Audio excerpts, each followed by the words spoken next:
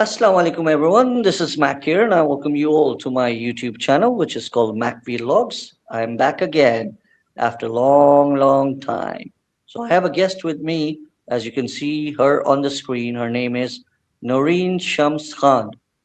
She is a social media journalist. Wow. Social media journalist? That's what we hear in our society, that what we should put on the social media and how we can be heard by the masses. Okay, so we have short down some things which we're going to be discussing with Noreen today, and we're going to know what made her to become a social media journalist, or you can say a journalist life she's been leading for last how many years. So I guess what the points which we are going to be covering and the topic which we have chosen is how fake news spreads faster than the truth. Okay, and the psychological impact of misinformation on general public, the role of journalists in verifying facts in a 24/7 news cycle, and actionable steps for society to combat digital deception. So these are a few points which we're going to be discussing with Noreen Shams Khan, that how the youth and the people on the social media perceive themselves and present themselves, and how honest and truthful a human being can be. So, good evening, Noreen Shams Khan. How are you? Good evening, Mac. Thank you so much. I'm good. How are you? I'm pretty good, pretty good. First of all, thank you so much in this Ramadan, in the period of this Ramadan, which is the third day, giving you have given me the honor to host you, because I think my audience and your audience would like to hear what you have been doing on the social media in giving the coverage about different topics, which as a journalist, it's your duty to do that. So thank you so much, first of all, and Ramadan Mubarak, and hope the Ramadan Mubarak Ramadan to you too. month is a blessing month for all of us. So please go ahead and let's hear from you about you, who you are, and then we'll take forward with those points which I have just mentioned now. Stay All tuned, right, Mac. everybody. Thank you so much. I would just like to correct you here because in your intro you said I'm a social media journalist, which I very hate to call, and because I'm a legit journalist. I'm a multimedia journalist who has worked into multi-mediums like TV, radio, and digital media. I have started my career with digital media, so there is no thing like a social media journalist. It's like a loaded term that have become very famous and very common as soon as we saw the digital media paradigm. So everybody became a journalist. So the people who call themselves social media journalists, they are basically not journalists because they don't have any training to verify the facts, counter check the arguments and the fact and figures. So that's the role and responsibility of journalists: maintain the ethics, maintain the reliability and credibility of the information that they are putting. So yeah, so that would I would really don't like to be called social media journalists. Those are parachute journalists. In this part of the world, how would you define fake news, and what is fake news in your terms? Well, for everybody, fake news is a fake news. Anything that spread like a fire and it has no credibility, and any fact that we put in everywhere, like in our social media. And because when it was 2016 election in America, so the term fake news has become a household name. So people had started to know, okay, so this news is not news. There is another thing which is called fake news. Otherwise, if we go back to in the history, so there are so many forms of fake news, but that was called propaganda. So the propaganda was something that you spread information in a way that people like to achieve their desired result. So similarly, fake news is also something that you want to spread information to harass people, to create a panic in the society, or just to malign somebody to get your desired result, and you achieve it because digital media is so rapid in converting and promoting and distribution of the news, which it was earlier, it was not that much fast. In digital media, it has become so easy and fast, and in seconds, just a one word or 144 characters of a Twitter, or which is we now call it X. So yeah, so that's how the information has become very easy, very accessible, and also gone into the hands of the wrong people. And sometimes in those uh, people who actually don't know that if they say something, or if they just spread a rumor, what impact it can have on the people, on the society in large. Now, for example, like people have started blogging, and making videos in our society. So when you make a video in our society and that becomes viral, how authentic it is before it has to be spread on the social media. And because a lot of people want to become famous, right, because of fake stuff and fake, um, what do you call that, the fake ways, so how would that can be controlled through your understanding, that the fake news or becoming fake. I'm sorry, I'm not able to put that correctly. I think you got my point. What I mean is that all these people who want to become viral through the fake a- apps and stuff. So what do you have to say on that? Well, I would say even before, I think a lot of people don't understand like how the power of any miscommunication or any misinformation actually have on the society at large. As I said earlier, misinformation and fake news or disinformation. There are three types of information that we get. So fake news is fake news, like something that you say a lie and tell a lie to people, a lot of people. Misinformation is something that you are not the one who actually introduced or produced that lie, but you mistakenly propagated, you distributed, you shared it, you forwarded it. So you also become in that kind of web that you have become a tool of those people to spread information, which is misinformation. Then there is a disinformation. So disinformation is something that it's a lie, but you want to spread it to have some kind of agenda that you have in your sleeve, and this is a lie, but you still try to put that face on the society that if I say this, maybe the party that I'm referring to, it has some certain damage to their reputation, or they will lose the follower or something like that. So that's what I was saying. Here comes the journalist. Before that, we used to produce a news or fact or any information that we want to give through TV, through newspaper, through radio. So it was like a proper check and balance. Like if I say there is raining outside, we can't just report it there is a raining over in Karachi or in Dubai until and unless we confirm that from someone over there that it's really happening or it's not. But in Pakistan or in Karachi or everywhere in the world today, when digital media is so much popping up, everybody is concerned about their ratings, their views, and their TRPs. So they are trying to get as much as people they want. So the fake news and information is like a dopamine thing psychologically. You like the sensation. If you say something in a very simple, plain vanilla language, nobody will like that. But if you put some spices on that, spices from the lies and the thing that you want to get out of it, so you definitely get the views and everybody will be talking about it. Hmm.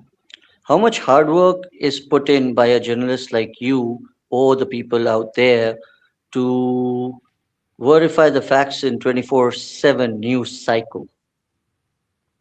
Well, journalists have a lot of trouble doing that, especially now, because when something happens, it's everywhere on all the internet, and something that is already spread so quickly. you have tough time to verify it, fact check it, and then go to the primary source who actually spread that. So that's how we go to that people. We try to, reach out to those, that how it started, when it started, and who started it, and how, if it started, who's gonna get benefit from it and who's gonna get failure about it. So that's how we gauge the situation, and that's how we go through the investigation, through the fact checking, and the process is a very long and prolonged. That's why people don't wait and just put it on their screen, or they put it on their platforms, because they don't want to be late from the people that other people gonna share it. But what I say is, when journalists put that kind of timing and effort into, it's all duration, they provide authentic and credible information. Dawn, Geo, CNN, or BBC. People go there because they know they can trust the source. They are not in there any kind of race that this has to be instant, it has to be right now. I know there is a breaking news culture, but again, if you want authentic and credible information, they have done their process and you believe them. Are the journalists more suited for the social media through their own platforms, or they need to be part of the news channel to be authentic? Actually, that the whole algorithm and equation has been shifted. Because As I nowadays you have seen, sorry, so nowadays you have seen that many famous and popular journalists or the analysts and all, they have their own YouTube channels where when Mhm. they are on the talk time, when they get it on the TV and they're conducting any talk shows or the hosting a show or something, after that also they are willing to talk on their own YouTube channel. So what is the difference between being on a news channel and spreading the same news on their own platforms? Excuse Well, me. the number one reason and difference is that just to make money and another stream of revenue. So this is first of the foremost difference. Other one is that in every organization there is some kind of policy that you have to adhere, and you have to follow these kind of policies. But when you are on your own boss, your own channel, you are free to do whatever you want to do. So sometimes you have something very important, but TV or the organization is not willing to go against the company, even if they have the right information.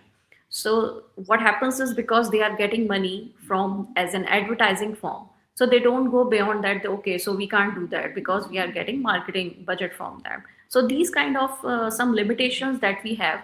And not just that, even sometimes you have seen a lot of people in YouTube channels, they spread wrong information. They try to just do a one show on one person and speak about a lot of ill stuff. So that thing you can't do on the channel, because if you do that, there is some kind of laws and legalities that the person can sue the organization. So that's why the organization and the brands also very scared about like what we can share, what we can't. And then there is a third difference. In every state there is no absolute freedom to talk about everything on TV. Mm. So, do, if I ask you a question, do you have the freedom to speak your heart out in your field, or you have limitations uh, of course we have limitations. without And worrying I about would. who's going to stop you from speaking? Because as you know, and I'm sure you got the point what I'm trying to mention here, without elaborating in detail, that are we as a common person, whether you as a journalist or we as a social media people, willing to come forward and speak our hearts out? Look, the speaking your heart out, it doesn't mean that you have to come and shout and start speaking ill about the person or the organization or the institution. I mean, as a journalist, that's why I'm saying journalist and social media person has, it's very stark difference. People in your YouTube channels, in their social media accounts, they shout, they try to, insult other people, they try to defame other people. We can also do that, but we do that in a way that is very respectful, and we ask questions. The questions that if something is on you, if you are being accused of something, like we talk about like some big leader or big pharma industry, so we will ask in a very a respectable way that we get the answers, not in like way that this is what you have done, this is who you are. We are not the judge, we are not the jury, we are just talking about and getting the perspective of the other person. So that's a big difference, that we have that kind of freedom, but we also have an act and a way to speak that truth. Another thing that I want to confess over here, that even in Pakistan or even in America, I have lived there, I have worked with the very international channel like CNN or BBC. So everywhere in the world there is some kind of limitation when we talk about national security, when we talk about foreign policy. So we have to follow the guidelines that our state has given. So we can't, cross those Go beyond. boundaries. Exactly. So we can't cross those boundaries. And sometimes, even if you have something, you self impose some kind of censorship on yourself as well. You wait for the time, you wait for the correct time. So I think the purpose is to continue the fight, not to finish the fight and stay out of the system. Is there any favorism for any journalists in by any political parties? It's not favorism, I would say. In Pakistan, when we have seen to 2013 election. Because different journalists talk about different political parties on their shows, and then they Mhm. get banned or they get removed from their shows and stuff. So why people are not having that much patience to bear their questions? Are we Well, intolerable? even Donald Trump can't bear that kind of criticism anywhere in the world. So, what I'm trying to say, it's not just in Pakistan. If you remember last year, or even, yeah, in 2025, Jimmy Kimmel and other hosts also got banned and cancelled their show. They are very big democracy. They are American people, but still they have their some rules that they have to follow. So, what I'm trying to say is, there is no favoritism. It's just that when you challenge the authority, when you challenge the power, so they have this power that they use it. So in Pakistan, I was talking about in 20 after 2013 election, when there was like a stark difference that we have seen. Okay, so voters are divided and the polarization is happening in Pakistan. So that polarization has also started in a view that some people are watching Geo TV, some people are watching ARY TV. So that polarization was really clear, that Geo has inclination of certain political party, and ARY has certain affiliation to certain politicians. So similarly, in America, CNN No has one can be also neutral, huh? very tilt towards the Democrats. And if we talk about the Fox News and every other channel, they have very tilted about to other Republican Party. You were saying something, sorry. Yeah, I'm saying no one can be neutral when it comes to journalism in terms of not talking about different parties. They can just talk what they want to talk, right? But they get being stopped. I would not say that there is no neutrality. Neutrality is something that you are nowhere and you are in the middle. Actually, the basic part and the job of journalists is to be objective. I mean, whenever something wrong happens, you are entitled to have questions, and you should be allowed to ask the authority and challenge the authority.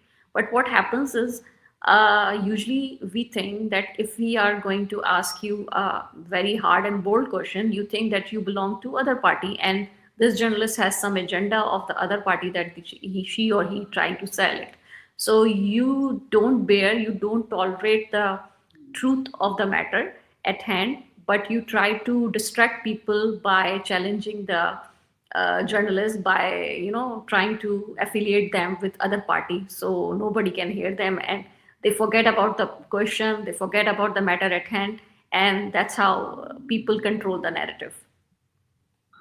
Do you have any idea about PICA ordinance, which is related to media? Of course, I Can you mean, explain, I'm a journalist. can I you have done shows on that. I explain spoke my about it. audience that how it's that affecting you and the other people in the journalism? Well, I would say I've been very lucky and I know my limitations, as I always believe in the motto that stay alive, uh, and just do the thing that you can do. Don't overstep the boundaries. But still, as I said earlier, there is always a way to, convey your message, that what you are trying to say. So PICA is Prevention of Electronic Crimes and Bills. First, it started in 2016, and people start to talking about it. And because there was a boom of digital media, and so even crime shifted to digital medium. People were harassing people, people were scamming people. So there was a need to have such kind of legal system that can challenge those people who are, committing crime over the digital platforms. So I think PICA in that way is very good.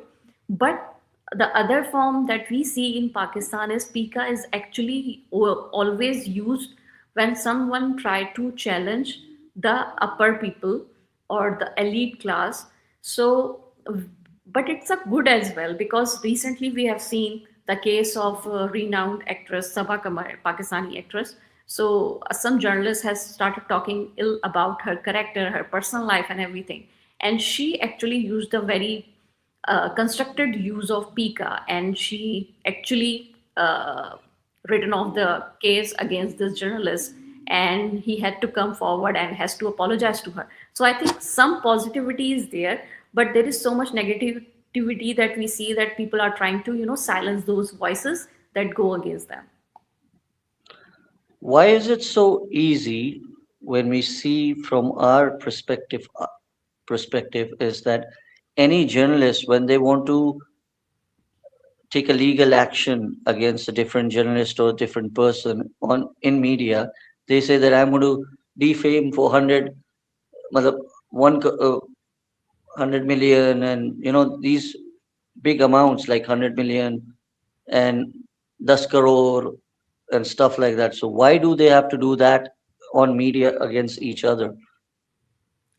Well, there are some personal enmity, rivalries, and you use these kind of cases Have to, you seen overthrow any each cases other. against journalists?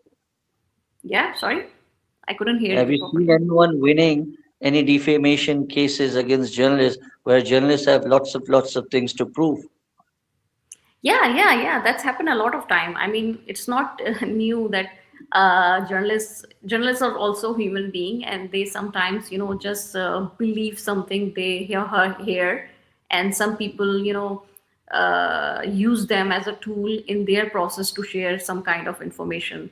Even in the geo, it's like a big screen of Pakistan. It's like a national TV, but sometimes they break news which is fake and it doesn't happen, so they have to come and apologize that this is what we, deliver very wrong information, and we apologize for that. Even Dawn News has published recorded history draft that we did something, and we would like to apologize. So human beings are humans, and everybody makes mistakes. So we just need to be very correctable, that whenever we get the information, we need to see and check who is giving us that kind of information, and what impact and what the benefit they are getting out of it. Who has inspired Noreen Shams Khan to be part of journalism and media? Who was your inspiration that made you a journalist? I think nobody has inspired me to be a journalist very precisely. There was There might nobody be in my some family, and the biography or long someone run who you might family, there be. was any journalist. I was Okay. always a very outspoken and orator in my universities and my, school time. So I thought that I'm a very confident person, and I take all the curiosity that what is happening around me. So I think that's the thing that inspired me, that I should get into that. Otherwise, yeah, as I said, there is no journalist in my extended family, and let alone a female journalist. who is your favorite anchor, host, and journalist in Pakistan's media industry? In Pakistan, wow, that's a very tough question. I would say if you ask me internationally, I would say Christine Amanpour. You can She say is that like later, my. but I just want to hear that word, I mean, that name that you feel that is bringing change in Pakistan as an anchor, as a host, and as a journalist. As a person, I really respect Hamid Mir because he has taken some very bold challenges and he talks about everything. And I think Is he biased? Is he not biased?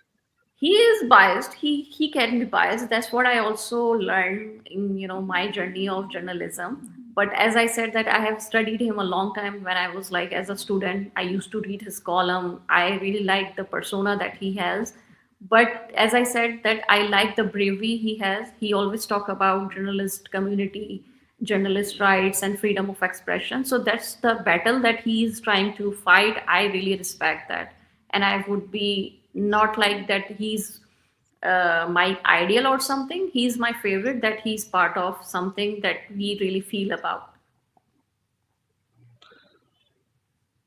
When will we get to hear about Ashar Sharif's case? Yeah, for that, I guess you have to go back in the history, that how he actually became the tool of the people when he was trying to malign other institution, other people, other political parties. So when the table has turned, when he realized whatever he was doing, it's wrong. And whatever happened with him, I totally wrong in every sense. But So, do you as I believe that said, he was that an we have to go honest back to man? the history. Yeah, you were saying something. Do you believe he was an honest man? He was a honest man. He was doing the journalism. The only thing is that the loyalties that he had, he has changed the loyalties and he had to pay the price. Okay. So, means in Pakistan, the loyalties can be purchased easily. It can be purchased easily, and that's why in the first run don't have to become a tool of any institution, any political party. You do the right thing, what you think or believe that it is right. If you do one thing, you have to do another thing as well, because you if you are compromising your rules and authenticity, so you have to play by their rules, not yours. What is you thinking about Pakistan? Why they want to leave Pakistan? They don't see any future in Pakistan? Of course, they don't see any future in Pakistan. I mean, I won't be like that I'm trying to defame country or this government. The government right now, it's very stable. They are trying to do everything they can. But the problem is that recently we get the report of the poverty report, which is very unfortunately very low. So the thing is that they are not trying to deliver anything to the people of Pakistan at the moment. The things have become so Out of uh, control. not out of control. Actually, now it's getting in some of the control that has become very, spread, scattered. But right now, they are trying to control that damage, and the improvement that we are trying and seeking. It would have a long way to go. I think it would take like 5 and 10, 15 years, even if the process of this whole thing, which is still going on. But I think, unfortunately, it's not just the issue that we are polarized country at the moment. It's more about the security issues as well, that we have to not forget that we have Iran, we have Afghanistan, then we have Khyber Pakhtunkhwa situation, the turmoil in Balochistan. So we can't just rule out the security situation in Pakistan. That's one of the reason that a lot of companies and the investors are not willing to come to Pakistan. And when there is no investment, there is no progress, there is no industry. So then there would be no creation of the job and the employment opportunities won't be there. But I'm glad that people are realizing that you don't have to be here. The freelancer industry is very much booming. A lot of people are doing hybrid job. They have clients in the US, in the Europe. So I think that's one of the part that people, are trying to get their position. So people who doesn't have that much amount that they can go and move to abroad, they are still doing very certain things that they can do just by living in Pakistan, but that's very low, and I think they need to be flourished more. In a country like Pakistan, where we have been surviving on IMF, and still we are portraying different provinces with their growth rate or their success rate. As you know, in Sindh, in Punjab, and in KPK and Balochistan, everywhere there is a chaos in terms of the growth which we are seeing in the media, in terms of popularity and the money spending and stuff. But we are not able to understand and evaluate which province is growing and doing betterment for the people of Pakistan. So, as you know, recently there are different news which have been on the social media and on the news about a plane. I'm not mentioning, but you can understand my point of view about a plane. Is it true You can or talk it about it, is that's everywhere. really okay? So, when we are talking about we are living on an IMF loan and then we purchase such a huge plane, right? Is it worth of a country like us, where the people in Ramadan are surviving on ration donations, because they don't have enough food to survive? Is it worth to do all this? And the media, how they're portraying it in that way? I think right now the first question is, it is right to do it? Absolutely not. This is not the time. This is not the move. You were going so cool, so good, and everybody was praising you, whatever the job you are doing, and trying to, make the one province that you have, and you are Punjab? trying to Are you deliver. talking about Punjab now? Yeah, yeah, yeah. We are talking about Punjab, and you are talking about the story that associated with Mariam Okay. Nawaz, Chief Minister of Punjab, that she, on her Yeah. name, has bought the Okay. very luxury plane. So Yeah. I think there are a lot of stories at the moment. Of course, there is a chaos in media. There is a chaos in social media. Everybody's asking, what are the legalities? What are the facts? So the truth and the whole story hasn't come yet, because their perception and their side of the story is that they are trying to instill a new airline, which is called Punjab Airline or Air Punjab. So let's see what are the details, because this is what their point of view, and that's their side of the story. But media is trying to get all the information if they are really going to do, and give it a name, legalities, board of director of the Air Punjab, or is just a fancy plane for the CM. So if you remember, even in the last term, there was this chopper that was in personal use of the former prime minister, which was very I much see. a great meme, that people used to say that it just has use of the petrol is like 55 per kilometer. So that was the joke of that time, and still is, that people remind everybody. So yeah, so that was also on the personal news and everything. People were not happy about that as well, but a lot of people who are from that party, they were defending it. At this moment, I think it's a wrong move. It's a very wrong move. But again, they are rich people, and being rich in this country, I think it's not a crime.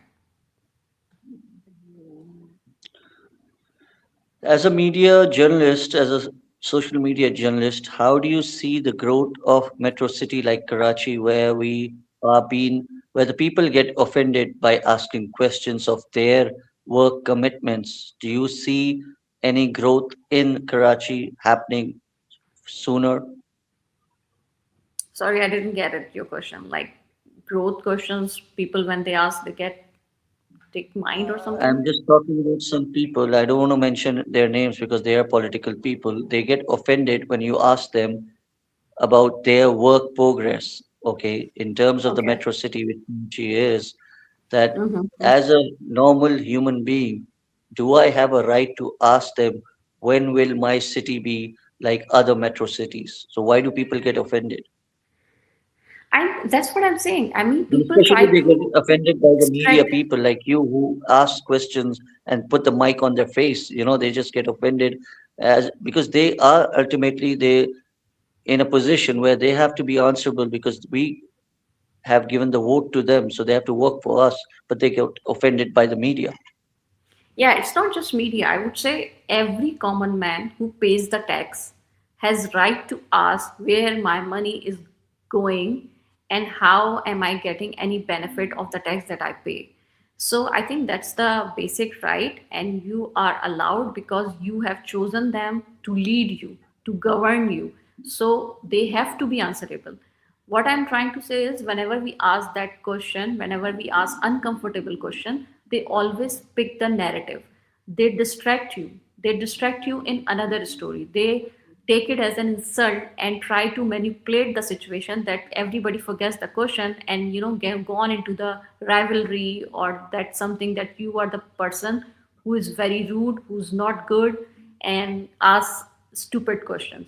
So I think they just try to steal the narrative and steal the moment by distracting people, by distracting the person, and they become personal. So I think it's happened everywhere. They get offended, they don't like the question. Even as I said, Donald Trump videos are circulating in the media. Last week, we have seen the CNN reporter was asking him a question, and he just said that I don't like you. You never smile, and so everybody, forgot the question, and the video went viral. So that happens everywhere. Nobody like questions. Mm. So, what is the difference in sports journalism and the other journalism in terms of what you're doing, and how do you separate that from different mediums? Well, there is called a beat. So every reporter or every journalist had some kind of, you know, expertise that one just follow and work on that. For example, there is a court reporter. I personally can't go to court and report about that stuff because the jargons and the terminologies, I won't get it. I have to spend certain kind of time to understand that what is happening over there. Similarly, there is a sport. We do understand there is sport because we have there are our personal interest on cricket or hockey or any other thing. But when it comes to expertise on it, definitely a person who actually has the beat of the sport journalism can actually tell you a lot of stuff that he knows, and he has this expertise because he's doing it for the longer time. I personally, that my forte is global politics and national politics. I have covered 3 elections in Pakistan as well as 2 elections in America. So I know and understand what happens over there, what happening in Gaza, what happening in the Board of Peace. So this is my subject. So if somebody's asked me, I can talk about that, but I can't. I can talk about the health. I can talk about the education, what's happening in Karachi education or maybe in Punjab. So that's not my forte. So that's the difference, that you have to spend certain time, and then you become accessible to those sources, those institutions, and that you can get information from. As a common person, nowadays the content creators and the YouTubers, they have become too much involved in news channels, okay, because of their following and their followers being huge. How do you see their role in spreading or talking on the news, which is authentic on their platforms, which people like to hear about? I think this is hyper awareness. I mean, there was a time when certain group of people used to watch news, like father figures, elder people, but now even young people, students, and people generally, even women, are taking interest in political commentary. So where there are so many people that spreading information, it's a good thing as well, but it also negative has effect and positive effect. So negative effect, as I said, that those information are not meant for everybody. For example, we are talking about 16 plus education or 16 plus something that people or kids are not allowed to have, so that have negative information, that information is not for those kind of audiences. So we have to balance and check it. And the algorithm and advertisement has become so vast and so much huge in this whole performs that your numbers, your views, your followers actually bring the money. So wherever the money flows, everything goes over there. So that's the very unfortunate situation again, because it compromised the truth, it compromised the research, it compromised everything that we do as a journalist and content creator. They just come speak to the mic and their show is over. They don't care what happens. They say it's like Urdu proverb, "Aag lage basti mein, who cares?" So, end of the day, the real news is the real news, and the fake news is the fake news. So, when we talk to people like you who are into journalism and becoming a journalist, what message you would like to give to all the youth out there sitting on the social media, how to post any news without verification or with verification? I would just want to give first advice. Uh, Even if you are just a silent spectator, you are not posting anything. You are just, receiving on the receiving end. You are just getting the information. Everything that you get, always check who is it from, where is it starting, and when it is starting. And don't just blindly believe that, don't question anything, don't even think in your head that okay, so this could be another thing as well, and you just forward it to 10 WhatsApp numbers, and so you get the wrong information, and now other 10 people also getting the wrong information because of you. So just pause for a minute, what difference it makes if it get delays, or just pause, counter check it if there the same information is everywhere on the authentic and credible platform, like verify with the credible accounts, variable accounts from the news, from the TV channels, and then if you try to propagate that information, that it makes sense.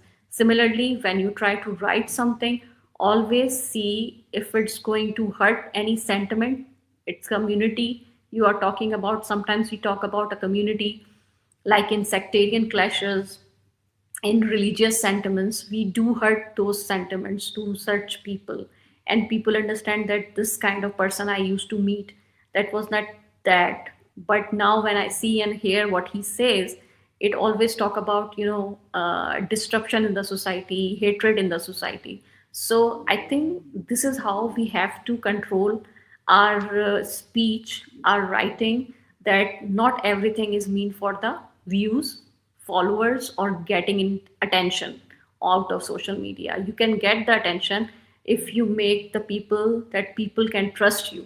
They can trust with your information. And that brand is very hard to make. It has steady speed, but it's worth it at the end, because as soon as people know that you are a liar, you are a cheat, people can also cancel you. There is a cancel culture as well on the digital media. Overnight people just lose their followers. So when you true to yourself, true to your audience, people trust you because you are credible, you are truthful, and that's how you make your brand positive and for the long run. Can Noreen Shams Khan make an impact in youth's mindset in engaging towards becoming a journalist? How many I more think future journalists we can see? I'm already making it. There are lots of students and there are a lot of workshops that I give to people, and I always see a spark, because as myself I see and very gets excited about when I talk about communication, because in our times we used to think that okay, this is the journalist, this is the doctor, this is the engineer, but now in this time that we are sitting at the moment, even the communication, the advertiser, even the doctor has to sell and speak to media over social media and say, and trying to sell his services and the products. So media is everywhere, you have to communicate people everywhere in every field. So it's not being just a journalist, just be confident and do what you are doing, and do in a best way that you have all the proper skill of this time. You can't just sit and say, okay, so I'm not a media person, I don't know social media. You have to know the skill, because this is real, this is current, and this is the way that you can go forward. And there is also upcoming AI, artificial intelligence, and all the platforms. So it's just not that, you have to learn at that as well. So as time goes by, you have to be skillful, you have to be useful. So be whatever you are, just go with the flow, whatever the trend is going. The way you introduce yourself as a journalist in your style, I would like you to speak and ask people to be part of Mac Vlogs so that they can come forward and express themselves. Can we get a shout out from you? Yeah, yeah, definitely. You can get a shout out. I really enjoyed our conversation. That was a very meaningful place, and I really enjoyed myself. And I think when if you are the person who has done something tremendous in your life and who wants to do something very much fantastic job, you can be a part of Mac vlogs and be over here and talk to a lot of people. So that's the shout out I can give. I really enjoyed myself over here, and please tune him and do the all the neat, beautiful things. He's doing the wonderful job trying to spread the message and trying to get the people that are doing some differences, and you can be one of them too. Thank you, thank you, thank you so much for your kind words. That really means a lot for uplifting my spirits and my confidence for the future. And to the people out there, I have just a good message for you that believe in authentic news, work on the good news, and bring up the good news, and forget about the fake news because fake people spread fake news. So if you're genuine and you're a positive person, your news will always be heard. So be honest, be trusty, and be faithful and be positive at all times. So here we were talking to Miss Noreen Shams Khan, one of the great human beings who was part of MacVlog's family. And from today's episode, it was really wonderful to know her insights and her inputs on fake news, the impact, and the journalism and stuff. So I'm sure you all must have liked and connected with her. So if anybody wants to connect with her, so do connect with her. You will get to learn, and she will find ways to help you being part of becoming a good journalist and a very positive journalist. Thank you, Noreen, for Thank being you very part of much. Macintosh and giving me the honor and the respect to be part of